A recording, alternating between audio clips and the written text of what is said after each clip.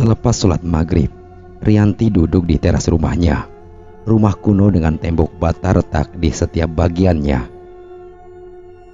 "Aku harus ke sana nanti malam," ucapnya. Sudah 5 kali Rianti bermimpi yang sama. Meskipun tidak beruntun, akan tetapi mimpi itu seolah memanggil Rianti untuk datang ke Sendang Jimbung, satu sendang yang terletak di Kali Klotes, Klaten. Di dalam mimpinya, Rianti didatangi oleh 2 kura-kura yang bisa berbicara. Keduanya menyuruh agar Rianti datang di sendang tersebut pada malam Selasa Legi atau malam Jumat Kliwon. Kura-kura tersebut menjanjikan harta yang berlimpah jika Rianti datang ke sendang tersebut. "Apa yang sedang kamu pikirkan, Nak? Makanlah dulu," tanya ibunya yang penasaran. Rianti terdiam sejenak. Lalu Rianti masuk ke dalam rumah untuk makan malam bersama sang ibu. Hanya mereka berdua yang tinggal di rumah tersebut. Ayahnya meninggal dunia karena sakit kelenjar getah bening saat Rianti masih menginjak kelas 2 SMP. Dan entah kenapa, sampai sekarang ibunya belum juga menikah lagi. Padahal Rianti selalu membujuk sang ibu agar menyambut lamaran dari orang yang dia cintai. Mumpung dia belum mendapatkan jodoh, akan tetapi ibunya belum bisa menjadikan seorang lelaki sebagai imam. Selama ini ibunya bekerja sebagai seorang buruh tani yang belum tentu setiap hari bekerja. Sementara Rianti sendiri yang sudah 2 tahun lulus aliyah membantu menopang hidup dengan bekerja di sebuah toko busana. Jelas sekali kehidupan mereka di bawah mampu. Kemiskinan tersebut membuat Rianti sungkan bergaul dengan kawan-kawannya.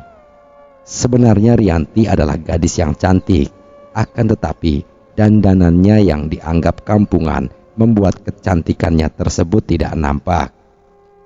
Rianti merasa berbeda jauh dengan mereka yang selalu dicukupi oleh orang tuanya.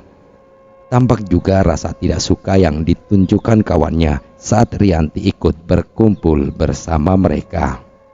Hal tersebut membawa Rianti bercita-cita mengubah garis hidup. Rianti ingin mendapatkan jodoh dari keturunan orang berbeda yang nanti akan mencukupi setiap kebutuhan hidupnya, termasuk kebutuhan ibunya. Pernah juga Rianti tertarik untuk melenggang untuk menjadi TKW, akan tetapi dengan kuat sang ibu melarangnya. "Aku akan pergi malam ini, Bu. Mungkin besok pagi baru aku pulang," ucap Rianti di tengah makan malam itu. Tentu ucapannya membuat sang ibu terkaget, karena tidak biasanya Rianti pergi malam, bahkan sampai menginap. Dengan tegas sang ibu melarang niat Rianti tersebut. "Ibu melarang atau mengizinkan, aku akan tetap pergi malam ini juga, Bu," ucap Rianti ngotot. Sejenak kemudian, sang ibu menghentikan makannya. Sang ibu bertanya tentang tujuan Rianti hingga harus menginap. "Ibu tenang aja, aku tidak pergi bersama laki-laki kok.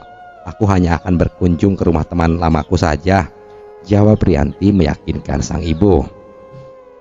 Waktu berjalan sangat cepat. Menjelang Isya, Rianti pun meninggalkan rumah. Dan dibutuhkan waktu hampir 3 jam perjalanan untuk sampai di sendang yang ada di dalam mimpinya tersebut. Satu tempat yang selalu memanggilnya untuk ke sana. Walaupun hanya lewat mimpi saja, akan tetapi Rianti merasa kalau mimpi tersebut sengaja memanggilnya agar segera datang ke sana. Beberapa saat kemudian, sampailah Rianti di tempat yang dimimpikannya.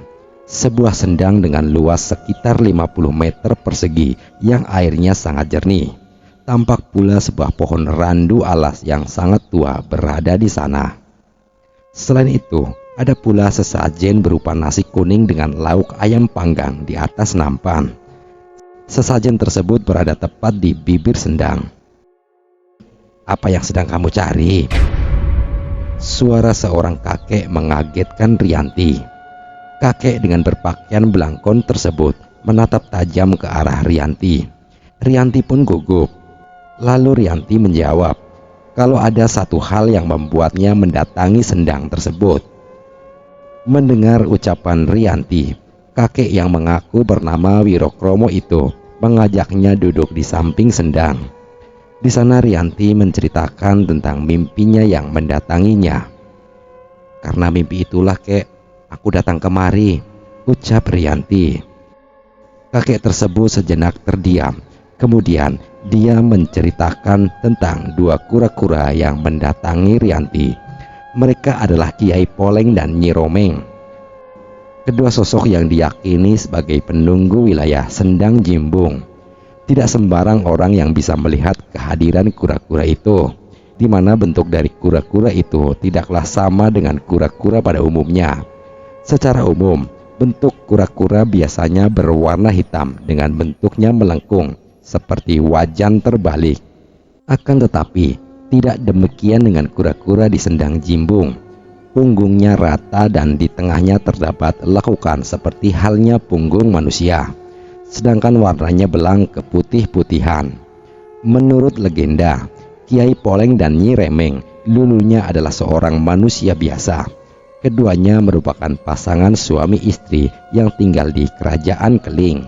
Di kerajaan tersebut mereka merupakan abdi dalam istana. Hingga suatu ketika putri kerajaan Dewi Mahdi mendengar kesohoran tentang seorang raja. Dia adalah Prabu Jimbun, penguasa keraton Mampir. Seorang raja yang bijaksana dengan kesaktian tingkat tinggi, sehingga amat disegani rakyatnya maupun penguasa lain. Cinta Dewi Mahdi sangat kuat. Bersama abdi dalamnya, Kiai Poleng dan Nyi Remeng, pergilah dia ke kerajaan Mampir untuk mengutarakan isi hatinya. Namun kenyataan pahit dia dapatkan. Prabu Jimbung menolak keinginan sang putri dan akhirnya putri cantik jelita tersebut meninggal bunuh diri di hadapan sang Prabu Jimbung. Melihat junjungannya yang meninggal, Kiai Poleng dan Nyi Remeng meluapkan kemarahan mereka. Sang Prabu dimaki dan dihujami sumpah serapah. Semula Prabu Jimbung hanya terdiam. Kemudian dengan nada halus dia mengeluarkan sabda Pandito Ratu. Dikutuklah kedua abdi dalam tersebut menjadi hewan kura-kura atau dalam bahasa Jawa disebut bulus. Meskipun demikian, Prabu Jimbung masih mempunyai belas kasih kepada mereka berdua. Selanjutnya, sang Prabu membawa kedua kura-kura tersebut keluar dari istana. Kemudian, sang Prabu menancapkan cus ke tanah, yaitu senjata seperti tombak dengan bentuk yang kecil. Kejadian aneh pun terjadi. Bekas tancapan cus yang dicabut mendadak tumbuh pohon randu alas. Begitu pula di bawah pohon randu alas tersebut keluarlah sumber mata air yang sangat jernih. Kemudian jadilah sendang yang dikenal dengan Sendang Jimbung. Sendang yang disediakan sebagai tempat tinggal kedua kura-kura tersebut. Setelah itu Prabu Jimbung memberi titah agar kedua kura-kura itu mau membantu siapa saja yang datang ke tempat itu. Yang seiring dengan bergulirnya waktu, masyarakat menyebut sebagai Sendang Jimbung. Banyak para besiarah yang datang untuk ngalah berkah di Sendang, terutama di bulan Ruah saat menjelang puasa. Selain mandi, para besiarah juga mengambil air sendang tersebut berharap bertemu dengan penguasa gaib itu. Sementara ada juga yang membawa sesajen di sendang, yaitu nasi kuning dengan lauk ayam panggang. Sesajen tersebut akan diberi mantra lalu ditaruh di bibir sendang. Jika sesajen tersebut berkurang dimakan kura-kura, maka dapat dipastikan kalau pembawa sesajen itu akan dikabulkan keinginannya. Pesugihan bulus Jimbung tersebut semakin dikenal luas karena keistimewaan yang jarang didapat dari tempat lain, yaitu persyaratan yang ditempuh si pelaku cukup mudah, tidak berlebihan seperti tempat lain yang harus mengorbankan nyawa sebagai tumbalnya, bahkan sampai anak turunannya. Di Sendang Jimbung cukup diri sendiri yang menanggung resikonya tersebut. Mbah Wirokromo berhenti sejenak dari ceritanya. Dia menatap Rianti yang diliputi rasa penasaran. "Memangnya apa yang menjadi tumbal tersebut, Mbah?" Pertanyaan tersebut muncul dari Rianti. Dia tidak sabar menunggu Wirokromo yang masih terdiam. Sejenak kemudian Kembali cerita tersebut bergulir dari mulut Mbah Wirokromo, di mana tumbalnya hanya kulit pelaku pesugihan saja yang berubah. Tidak perlu harus mengorbankan jiwanya sendiri maupun keluarga. Kulit pelaku pesugihan akan berubah bersisik menyerupai kura-kura. Semakin banyak belang di kulit si pelaku, maka semakin bertambah harta yang dimiliki si pelaku tersebut. Perubahan pada kulit tersebut menandakan kalau pelaku pesugihan sudah mampu mendapatkan keinginannya, dan jika Rianti sudah yakin akan niatnya, Rianti tidak perlu berendam di sendang. Akan tetapi cukuplah dengan membawa air dari sendang tersebut untuk mandi di rumah. Hal tersebut dikarenakan sudah dapat dipastikan keberhasilannya yang akan dicapai oleh Rianti. Sudah jelas kalau Kiai Poleng dan Nyi Remeng menjanjikan kekayaan yang nyata padanya. "Aku akan menyambut ajakan kedua kura-kura itu, Mbah," ucap Rianti tanpa ragu sedikit pun. Rianti sudah mantap dengan tujuannya tersebut, karena dia ingin menunjukkan bahwa Rianti juga bisa mempunyai barang-barang mewah seperti kawan-kawannya. Rianti akan membungkam ejekan yang selama ini menjadi makanannya sehari-hari. "Tenanglah, kulitmu yang belang nanti akan hilang dengan sendirinya," ucap Mbah Wirokromo. Mbah Wirokromo melanjutkan, jika ingin menghilangkan kulit yang belang, cukuplah dengan niat untuk menghentikan pesugihan tersebut, lalu harus berendam di sendang tersebut setiap minggunya 2 kali, yaitu malam Selasa dan malam Jumat. Kulit tersebut akan normal kembali dalam jarak 2 tahun berikutnya.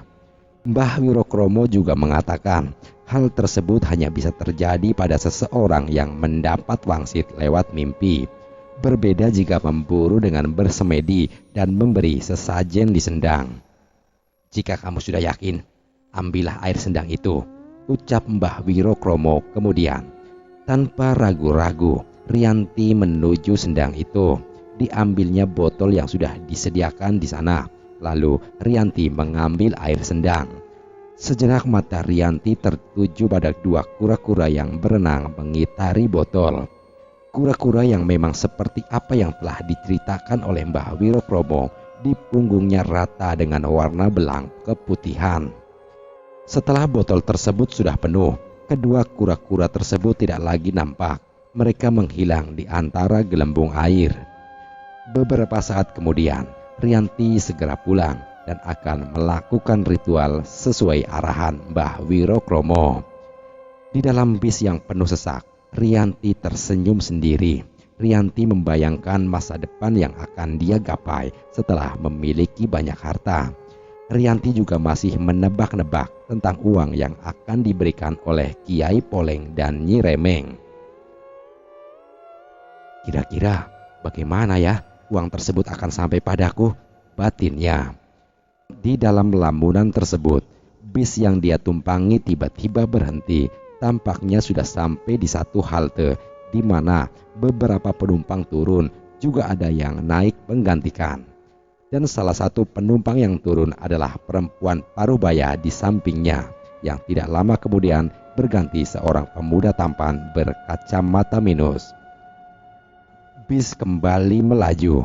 Perkenalan terjadi di sana. Pria yang mengaku lajang tersebut bernama Bayu Sandi. Disuruhnya Rianti memanggil Sandi. Pemuda yang lambat laun mampu mencuri hati Rianti itu sepertinya lelaki baik-baik. Sandi menceritakan kalau dia berasal dari Jambi. Ada tugas kerja yang harus diselesaikan dalam 2 minggu di sekitaran daerah Rianti tinggal. Sandi sementara akan menginap di rumah Pak Carik selama berada di sana. Pertemuan tersebut membuat 2 sejoli saling merasakan getar kasih. Meski belum bisa terungkap, tapi jelas kalau binar mata mereka memberi sinyal kebahagiaan. Satu kebahagiaan yang bisa mereka temukan saat saling berdekatan. Cinta tersebut begitu cepat menggusur waktu. Waktu pun berjalan sangat cepat. Rianti telah melakukan ritual mandi dengan air sendang jimbung. Meski harta yang diimpikan belum dijumpai, akan tetapi kerisauan tersebut terobati dengan munculnya Sandi. Pemuda yang didambakan beberapa gadis di kampungnya justru memilih Rianti sebagai jalan kerinduan, yang dalam 1 minggu berada di daerah tersebut mereka resmi menjadi pasangan kekasih. Bersamaan kebahagiaan tiada tara tentang kisah asmara, Rianti juga mulai mendapatkan harta sesuai harapannya. Rianti seolah-olah mendapat bisikan, sehingga selalu mandi di tengah malam Selasa Legi dan Jumat Kliwon. Begitu selesai melakukan ritual, Rianti selalu menemukan banyak uang di dalam kamarnya. Rianti pun merasakan hidupnya mulai dalam kesempurnaan. Ada seorang ibu yang penuh perhatian, ada seorang pacar yang penuh kasih, dan ada pula harta yang berlimpah yang akan menjadi jalan meraih kemewahan dunia. "Apakah kamu akan menjaga setiaku ini, Mas?" ucap Rianti pada Sandi. Malam ini mereka berbicara serius tentang hubungan yang dijalani, karena besok Sandi sudah menyeberang lautan untuk kembali ke kota asalnya, Jambi. Begitu mendengar ucapan Rianti, Sandi pun mengeluarkan cincin yang sudah dipersiapkan. "Rianti, inilah yang akan mengikat kita. Janji saling percaya dan saling setia untuk mencapai mimpi di hari tua. Sesegera mungkin aku akan kembali untuk meminangmu," ucap Sandi dengan menatap tajam ke arah Rianti. Sandi berharap tidak ada keraguan di hatinya, karena cinta tersebut akan selalu utuh. Semisal ada satu bidadari turun menggoda, tetap Riantilah yang akan selalu menjadi akhir pencariannya. "Teruslah memberi kabar dimanapun kamu berada, Mas. Buatlah aku tidak menyesal karena telah memilih kamu, Mas," ucap Rianti dengan mata berkaca-kaca. Setelah saling memakaikan cincin, malam itu berakhir dengan janji hati. Tuhan dan isi malamlah yang menjadi saksinya. Rianti benar-benar sangat bahagia.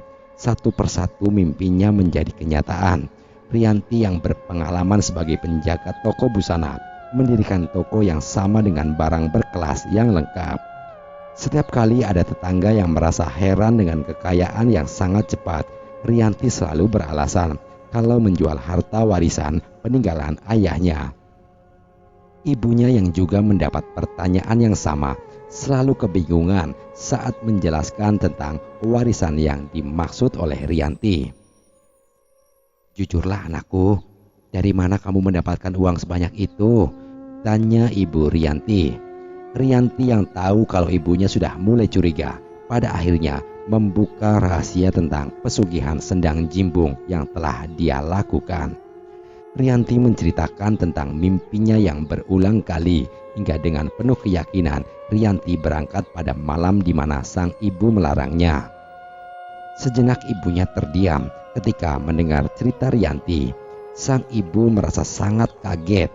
Tapi bagaimanapun juga, Rianti adalah anaknya. Sudah menjadi kewajibannya untuk kembali meluruskan Rianti ke dalam kehidupan yang benar. "Sebelum kamu masuk lebih dalam, hentikanlah semua itu, Rianti," ucap ibunya yang mulai menasehati Rianti. Sang ibu menyuruh agar Rianti kembali ke dalam ajaran kitab suci. Sang ibu juga mengingatkan tentang Sandi, seorang yang sudah pasti bisa menerima Rianti dengan apa adanya. "Jika nanti kulitmu benar-benar berubah, bagaimana dengan Sandi? Apakah Sandi masih menginginkanmu?" ucap sang ibu dengan penuh rasa khawatir. Rianti sempat takut saat mendengar ibunya berkata tentang Sandi. Kekasih yang selama ini selalu mengungkapkan kerinduannya hanya lewat telepon itu. Seseorang yang membuat dirinya menjadi hidup. Akan tetapi, ketakutan kehilangan sosok Sandi sirna. Rianti merasa kalau semua aman-aman saja. Katanya, warna kulitnya tidak berubah, justru semakin cemerlang saat dia mulai mengenal salon kecantikan. Selain itu, Rianti juga berpikir tentang mudahnya mencari laki-laki. Kalaupun kulitnya rusak, tentu kekayaannya yang tidak ternilai akan membuat gampang mencari sosok pendamping hidup. "Sudahlah Bu, doakan saja supaya anakmu ini terbebas dari asap," ucap Rianti pada sang ibu. Sengaja Rianti tidak melarang ibunya untuk tutup mulut. Hal tersebut dikarenakan Rianti tahu persis watak dari ibunya yang selalu menjaga rahasia meskipun itu salah. Waktu bergulir dengan cepat. Kekayaan Rianti terus bertambah dari hari ke hari. Rianti menjadi salah satu wanita sukses dengan kekayaan yang melimpah. Akan tetapi, sayangnya, sang ibu tidak mau diajak tinggal bersamanya. Bahkan, rumahnya yang mulai retak temboknya pun tidak mau jika diperbaharui. Ibunya lebih memilih tinggal sendiri di dalam rumah yang memprihatinkan. Akan tetapi, meski begitu, perhatian dan kasih sayangnya pada Rianti selalu terjaga. Setiap kali anaknya tersebut datang berkunjung, sang ibu tidak pernah berhenti untuk menasehatinya. Sang ibu ingin agar Rianti melepaskan ikatannya dengan penguasa Sendang Jimbung. "Ya sudahlah Bu, Ibu tidak usah khawatir. Aku baik-baik saja kok." "Oh iya Bu, minggu depan Mas Andi akan datang melamar. Aku mohon pada Ibu, ikutlah bersamaku," lanjut Rianti merengek. Sejenak sang ibu terdiam, lalu sang ibu menatap kosong pada halaman rumah. Seakan-akan sang ibu tidak rela jika harus meninggalkan rumahnya. "Baiklah, Ibu akan tinggal bersamamu minggu depan. Tapi setelah Sandi pulang, Ibu juga akan pulang," ucap ibunya kemudian. Sang ibu mengalah demi kebahagiaan Rianti. Mendengar ucapan sang ibu, tampak kegembiraan terpancar dari raut wajah Rianti. Rianti pun pamit untuk kembali ke tokonya. Namun Rianti sebenarnya tidak kembali ke tokonya, melainkan akan menuju Sendang Jimbung. Rianti telah berbohong pada ibunya. Malam mendiami bumi. Gemerlap bintang berpijar bersaingan dengan lampu-lampu jalan. Setelah selesai dari Sendang Jimbung untuk memberi sesajen, Rianti bersantai di teras rumah mewahnya. Hampir setiap 2 minggu sekali, Rianti datang ke Sendang Jimbung secara diam-diam. Rianti tidak ingin ada seorang pun tahu tentang apa yang membuatnya kaya raya selama ini. Cukuplah sang ibu saja yang tahu akan rahasia tersebut. Rianti sengaja rutin mendatangi Sendang Jimbung itu agar penguasa di sana tidak membuat kulitnya menjadi belang dan buruk rupa. Waktu bergulir sangat cepat. Rianti tersenyum sendiri sambil melihat bunga-bunga di taman. Rianti membayangkan ketika Sandi melamarnya minggu depan. Di saat itulah kebahagiaannya akan lengkap. Bu Yanti," teriak 2 orang pria dari luar pintu pagar. Tampak sepeda motor butut berada di belakang mereka. Rianti yang mengenal mereka segera datang menghampiri. Rianti langsung membuka pintu pagar. "Ada apa malam-malam datang kemari, Pak?" tanya Rianti. Dengan agak tergagap dan terburu-buru, salah satu dari mereka menceritakan tentang satu musibah di mana rumah ibu Rianti kebakaran yang membuat nyawa sang ibu tidak tertolong. Ibunya terjebak di dalam kamar yang terkunci dari dalam. Rianti langsung shock ketika mendengar kejadian itu. Meski begitu, Rianti mencoba tetap tegar. "Baiklah Pak, aku akan segera ke sana," ucap Rianti. Setelah keduanya pergi, Rianti langsung melaju dengan mobil, kemudian berkata dengan sedih, "Ibu, maafkan aku Bu." Beberapa saat kemudian, saat masuk lorong menuju kampung, Rianti dikagetkan dengan 2 penampakan, yaitu lelaki dan perempuan parubaya dengan pakaian ala keraton. Jelas terlihat kalau mereka bukanlah raja dan permaisuri, akan tetapi seperti abdi dalam keraton. Tatapan mereka menatap tajam pada Rianti. Setelah Rianti cukup dekat dengan penampakan tersebut, keduanya tiba-tiba menghilang dan tampak 2 kura-kura besar di tempat mereka tadi. 2 kura-kura belang dengan punggung seperti manusia. Kedua kura-kura tersebut hanya terdiam tanpa bergerak. Hanya mata mereka saja yang mengerikan terus memandang laju mobil Rianti. Melihat hal tersebut, perasaan Rianti menjadi kalut. Pikirannya langsung mengarah pada Sendang Jimbung. "Lalu apa kesalahanku?" gumamnya dalam hati. Waktu bergulir sangat cepat. Tibalah Rianti di rumah masa kecilnya. masih terlihat asap tipis mengepul di puing-puing rumah. Semua hancur, rata dengan tanah dan tidak ada lagi yang tersisa selain kenangan di rumah itu. Beberapa saat kemudian, datanglah seorang pria seumuran ibunya yang menggandeng Rianti. Kemudian Rianti diajak menuju rumah yang berada tepat di samping rumahnya. Di sanalah jasad sang ibu berada. Dengan menangis sesegukan, Rianti langsung menuju jasad sang ibu. Dipeluk erat jenazah yang sudah dibungkus kain jarik itu. "Ibu, bangun bu, bangun!" teriaknya sambil terisak.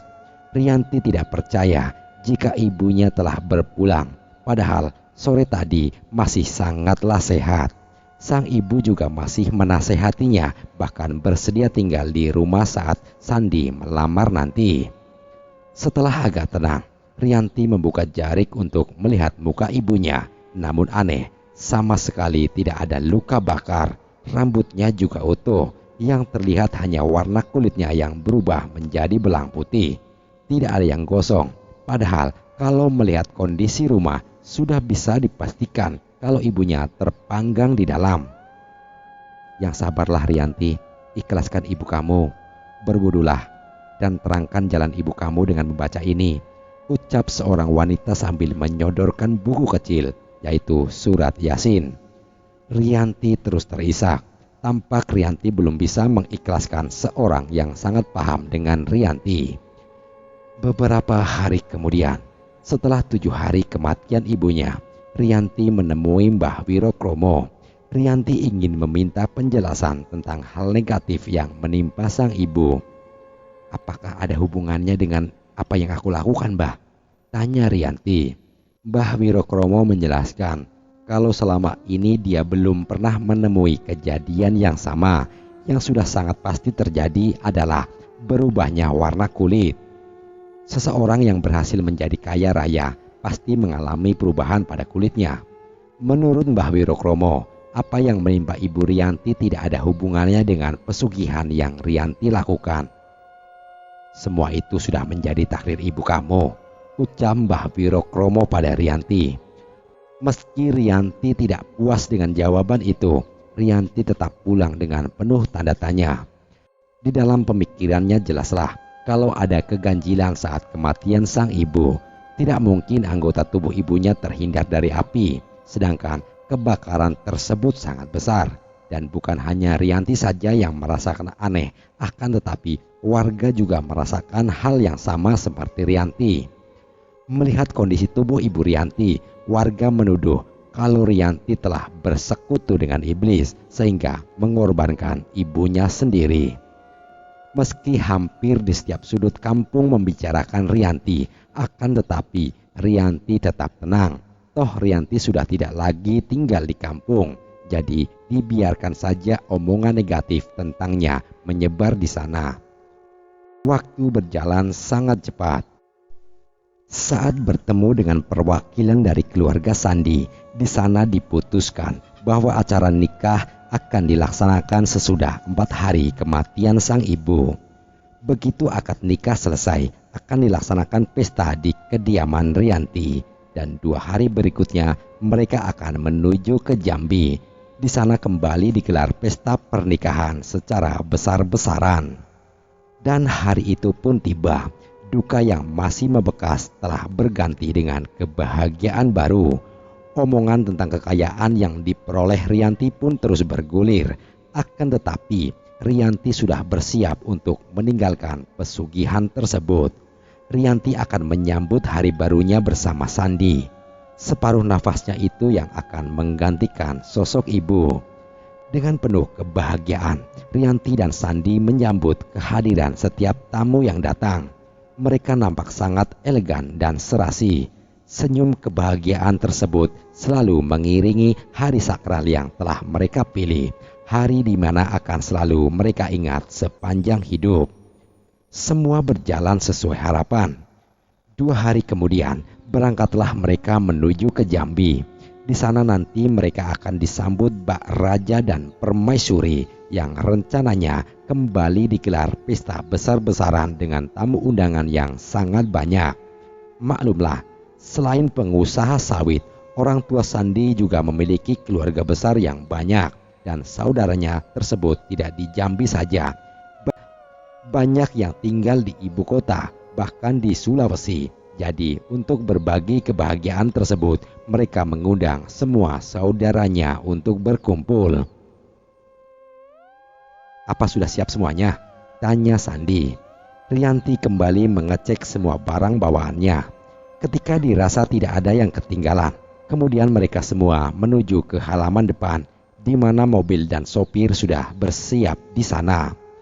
Dia menyuruh Pak sopir agar mengangkut semua tas dan barang yang sudah dipersiapkan di dalam rumah. Pukul 5 pagi itu, mereka akan menuju bandara. Jalan udara sengaja mereka pilih agar tidak kecapean saat berada di Jambi. "Rianti, apa kamu tidak ke makam ibu kamu dulu?" tanya Sandi. Sandi merasa kalau masih ada waktu yang cukup bila menjenguk makam dulu. Selama beberapa hari berada di Jawa, Sandi belum pernah menyambangi makam mertuanya. "Besok kalau kita kembali lagi lah mas, waktunya tidak pas kalau sekarang," tolak Rianti dengan alasan. Beberapa saat kemudian, mobil pun melaju. Namun tiba-tiba datang angin sangat kuat yang mematahkan ranting pepohonan di sepanjang jalan. Mobil mereka berhenti saat ranting pohon cukup besar menghalangi jalan. Langit mulai mendung. Setetes demi setetes gerimis mulai turun. Sang sopir pun keluar dari mobil lalu menyingkirkan ranting pohon itu. Wajah Rianti menjadi ketakutan saat terlihat kembali 2 kura-kura besar di pinggir jalan. Kura-kura yang sama seperti yang dilihatnya kemarin. "Rianti, ada apa? Kenapa kamu tegang begitu?" tanya Sandi pada Rianti. Sandi terheran dengan tingkah Rianti yang seperti melihat setan saja. "Tidak mas, gak apa-apa kok," Rianti menjawab sambil memandang kura-kura itu. Badai kecil menghilang, disusul 2 kura-kura yang juga lenyap entah kemana. Perjalanan pun kembali dilanjutkan.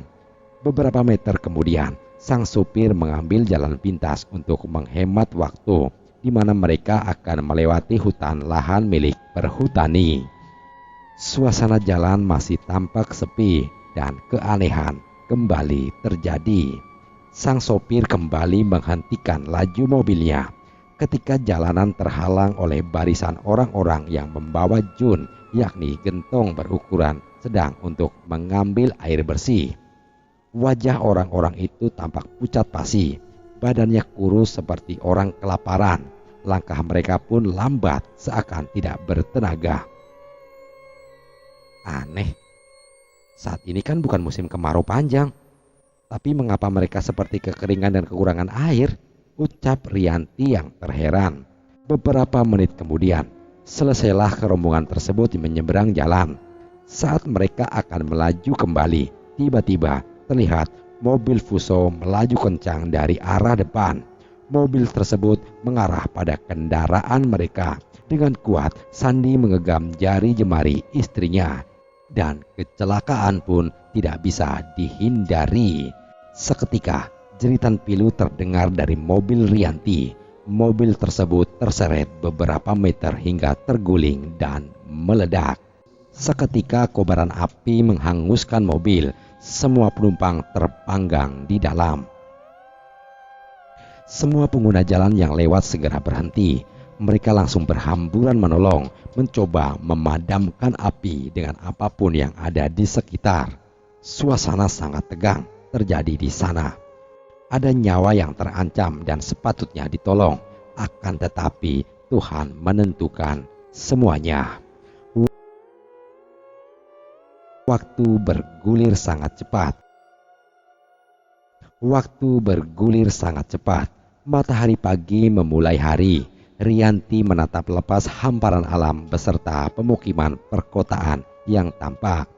Di villa yang dibangun beberapa bulan lalu olehnya, Rianti tinggal bersama Vita, seorang pengasuh yang merawatnya. Bayangan kejadian di hari itu masih membekas di pikirannya. Kecelakaan yang telah merenggut nyawa sang sopir dan Sandi, suaminya. Kecelakaan yang dianggap janggal tersebut mengarah pada dugaan warga tentang pesugihan yang dilakukan oleh Rianti. Sebab Sandi dan sang sopir ditemukan dalam keadaan tidak terdapat luka bakar di sekujur tubuh mereka, tidak tersentuh api. Yang mengherankan adalah kulit tubuh mereka yang berubah menjadi belang putih. Namun pihak keluarga mereka menganggap musibah tersebut sebagai takdir. Baik keluarga Sandi maupun keluarga Pak Supir merelakan semua. Mereka tidak menyalahkan Rianti yang menjadi gunjingan warga. Sandi sendiri dibawa pulang ke Jambi dan dimakamkan di sana. Sementara Rianti mengalami luka bakar yang serius.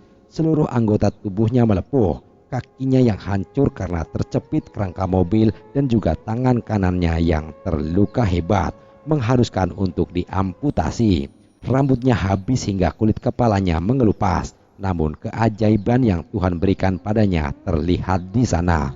Rianti masih diberi nafas untuk bertaubat, yang akhirnya Rianti tersadar setelah 6 hari koma. Rianti sangat terpukul saat melihat kondisi tubuhnya. Kulitnya hancur, kedua kakinya diamputasi dan tangan kanannya juga lenyap.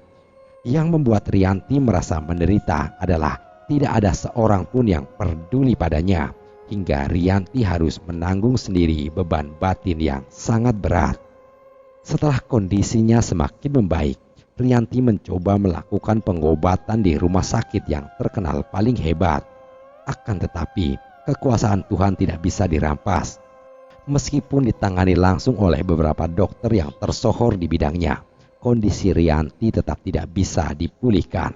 Usahanya untuk membuat kaki palsu pun juga gagal.